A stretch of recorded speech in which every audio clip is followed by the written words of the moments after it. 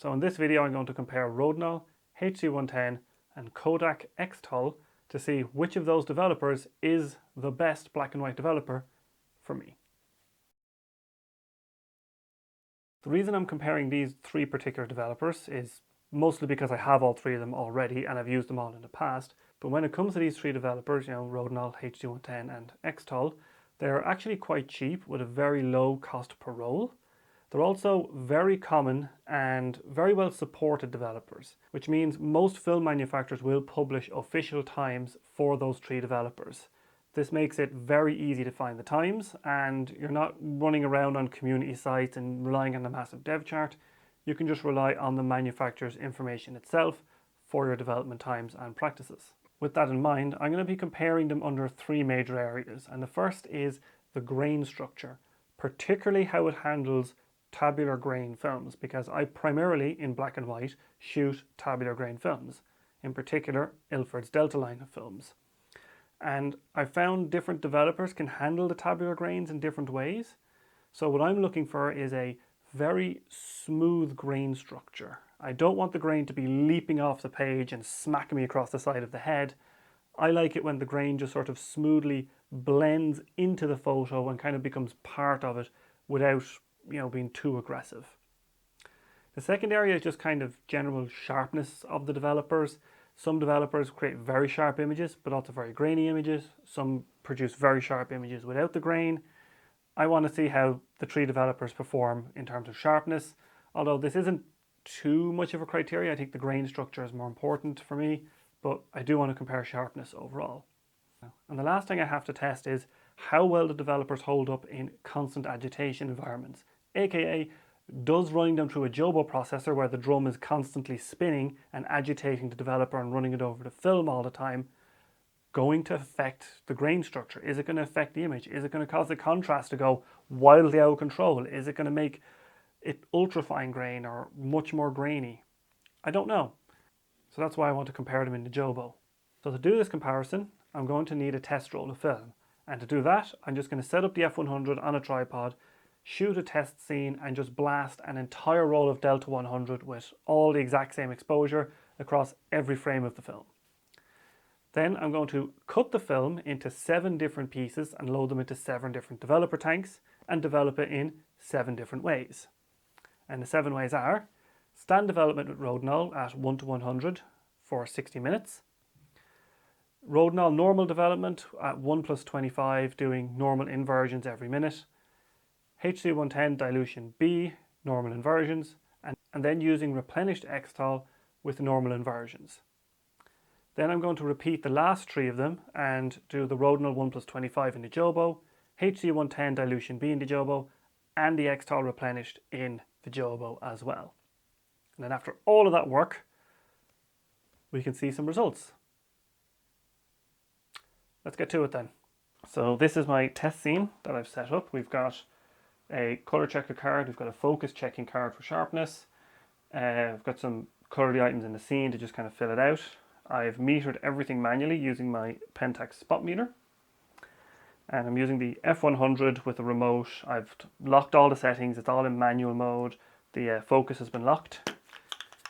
And now I'm just going to take my Delta 100 and just blast through the entire roll. So we have a nice steady roll of exposures to work with in the dark for the different developers.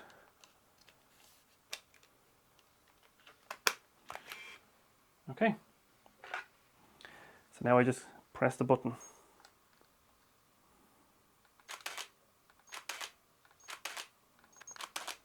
I know, thrilling content, isn't it? Okay, and that's the roll shot. So just wind that back into the canister, ready for developing. There she is. One exposed roll of Delta 100. And now it's time to bring this into the dark, cut it into 7 pieces, load it into 7 tanks, or load it onto 7 reels in different tanks. We'll figure out how to do that and develop it 7 different ways. So here's my darkroom setup with all my developers and stuff. So what I need to do is I need to cut this into 7 roughly equal segments around 18 to 20 centimeters long. So this spider checker cover is just about 17, 18 centimeters. So I'm going to cut the sections of film off it into 7 parts, and I'm going to load one into this tank, one into this tank, and then I'm going to store the rest on these 5 reels in the big tank in different sections. So I can keep them in there in storage, and then I can work my way through processing each image, one after the other, doing each development process. So now I need to go into the dark, which means I need to take the camera out here because, light and all of that. So we're pretty much good to go. I've got my Rodinal ready to do stand dev in the big tank, because it needs about 5mm minimum per roll, but this is like 1/7 of a roll, so I don't know. I wanted to go 1 to 100, 30 minutes, rotate 30 minutes, going to do a semi-stand.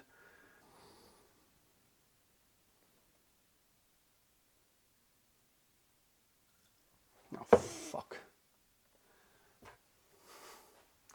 I went too far. Shit. It needs an extra mil. That's 6.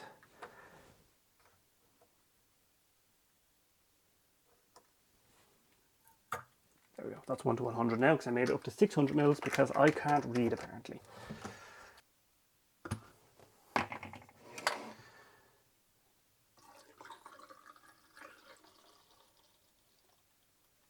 In case you're wondering why there's liquid left, I made up 600 mils by accident. So I used 6 and 600, which is the equivalent of 5 and 500, same concentration, and then I just didn't pour in 100 mil into the tank. Okay, so now I'm just going to put this in the bathroom aside where I can sit for 30 minutes. And there goes my phone. So, Rodinal 1 plus 25, this is going to be 9 minutes. Agitated. Okay. And then we'll turn it over every minute a few times. I generally do agitations on the minute for all my developing. Okay. Fixer for 5 minutes. Having fixer stored like this is really nice. So agitate, and then 5 minutes, and then it's onto the force washer, and I can start prepping the first HC110 run. So for HC110 I need 7.8 mils, so that's 5 and 2.8. There we go. So I'll draw that up. 5 mils. Oh, we're actually at the right amount. Yeah, leveled up. I was lucky.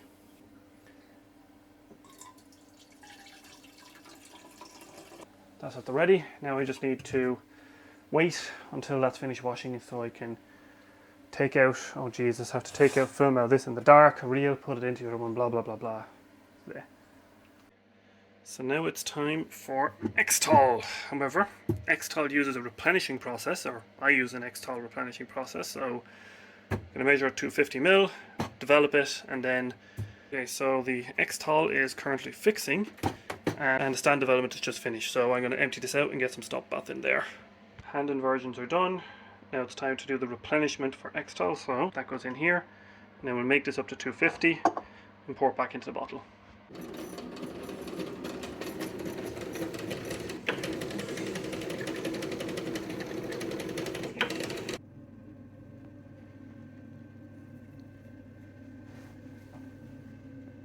So here we have my scanning setup. I'm using a Nikon D780 with a 60mm macro lens. I'm using the negative supply film holders because I find them to be really good, if not quite expensive. I've set everything up, leveled everything, and we are pretty much ready to go to test and scan a frame from each of our development runs. So we've got stand dev, inversions, Jobo, Rodins, all here from earlier. So we're going to scan a frame from each one of these, and then we're going to take a look at them on the computer. But before I do that, I need to turn out my filming lights so that I'm not causing excess reflections. Rodinal stand dev. I'll go to the second frame. As for metering on this scans, I'm just going to scan them all in with 0 on the meter. Okay, so that's Rodinal. Okay.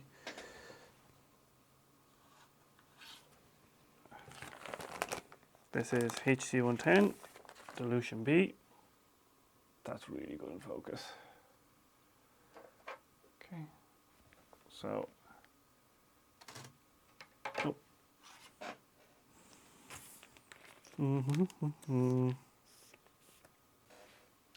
so that's the scanning done. Now it's time to move over to the Lightroom. So here we are in Lightroom taking a look at the negatives I just scanned using the Nikon D780, and straight up we can see that there are quite a few differences between the different scans. But first I do want to talk about the density of the negatives, because looking at them on the light table and here you can tell that they are of slightly different densities. But when it actually comes down to it, the density difference was slight. It's there, but it wasn't really enough to matter. You know, the Rodinal negatives were slightly denser, in particularly the standard development negative. But you could correct for this in the darkroom printing, or you can correct for it while scanning, or you know, in Lightroom or whatever. So in reality, the actual differences in density were slight at best. Where things get really interesting is if we take a look at these in terms of grain. So let's take a look at the first one here, and this is the Rodinal stand development for 60 minutes. And now I did a full stand where I inverted for 1 minute, put it down, tapped it, and I just left it there for 60 full minutes, and then stop, bath and fixer. And I have to say, this has produced one of the grainiest images I've ever seen that has come out of a 100 ISO film. Don't forget, this is Delta 100, this isn't 3200. And yet, the grain structure on this is absolutely wild. Like, it is just gritty and not my cup of tea at all. Also, if we take a look at the contrast, it's all there, but it's also pretty high. You can see the highlights here are very deep black in the negative. Side note, I'm looking at these in the negative form because I don't want to put them through Negative Lab Pro because it might interfere with them. I'm just looking at the raw, straight images in black and white. So you can see the highlights here are very dark, and the shadows are also very, very deep and black as well. But overall, you know, if you want a stand dev, I can see why, but this level of grain is far too much for me, and it's just not my cup of tea. So moving on to the Rodinal 1+25 in a normal inversion. So that was, you know, 30 seconds of inversion at the start, and then, you know, I turned the tank over 2 or 3 times every minute for 9 minutes.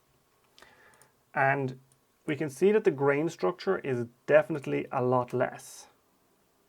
We can also see that the same amount of highlight and shadow detail was maintained. This wasn't a very contrasty scene. When I metered it with the light meter, it was maybe 7 stops total, which, you know, isn't actually a huge amount. But it's still very grainy, and this is one of the reasons I switched away from Rodinal. When I initially started with it, I actually moved from Rodinal to HC110 because of the extreme grain, and this has it in spades.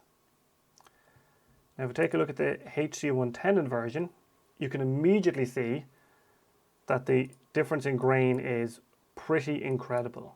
In fact, if we do a comparison, HC110, and then we can just see the Rodinal here, like, the grain difference is absolutely ridiculous. You know, the Rodinal is just cooked, in my opinion. Meanwhile, the HC110 looks pretty damn good. And if we compare it to the stand development, it's even crunchier with even higher contrast. You can see the contrast here is absolutely insane compared to the HC110. But now let's compare the HC110 negative to the Xtol negative. And this is Xtol stock with inversions. And you can just see the difference instantly. The Xtol negative is just way smoother. The grain is way finer, and it's retaining all of the same detail as far as I can tell.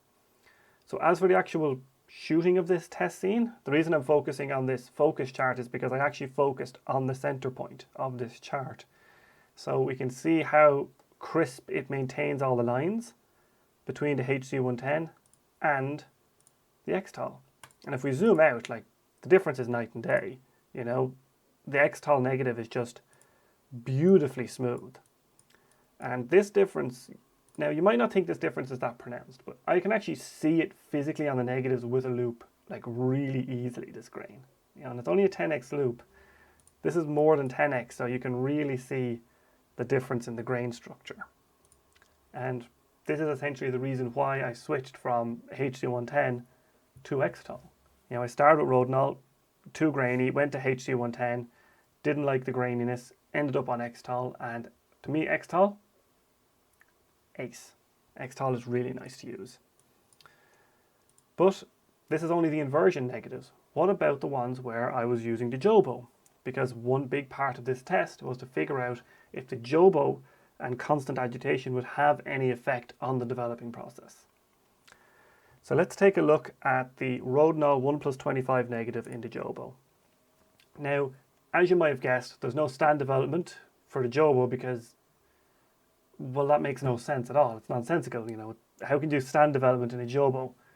Although I would like to see what would happen if you'd use like the 1+100 for an hour in the Jobo. I might see what happens there at some point in the future, just for fun. So now let's take a look at the difference in the Jobo processing. So on the right is the Jobo and on the left is the inversions. And you can see how the density has been affected by the Jobo. One thing to be aware of is that the Jobo can cause a slight increase in density compared to inversions due to the agitation. Ilford actually recommends you reduce the development time by 15% for any Jobo development or rotation processor development. I didn't do that because I'm lazy and I only want to see the difference, like, you know, the slight difference in density here isn't really applicable to this test.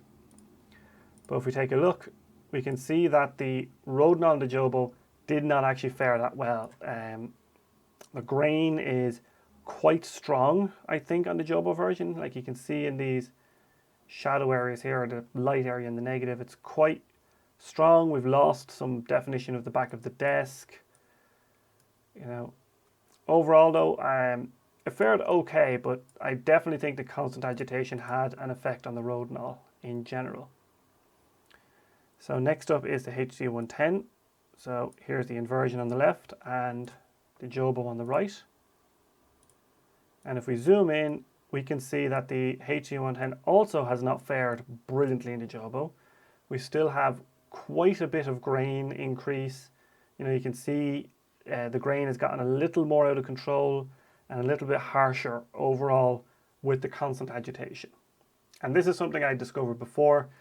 I found that my HC110 development in the Jobo just wasn't coming out right, and my negatives are coming out very grainy.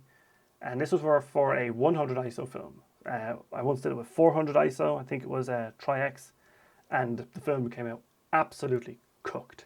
So if we take the Xtol inversion on the left and the Xtol Jobo on the right, first thing that jumps out at me here is that the densities are actually very similar between the two. I actually checked this using the camera scan, and both of them needed the exact same exposure.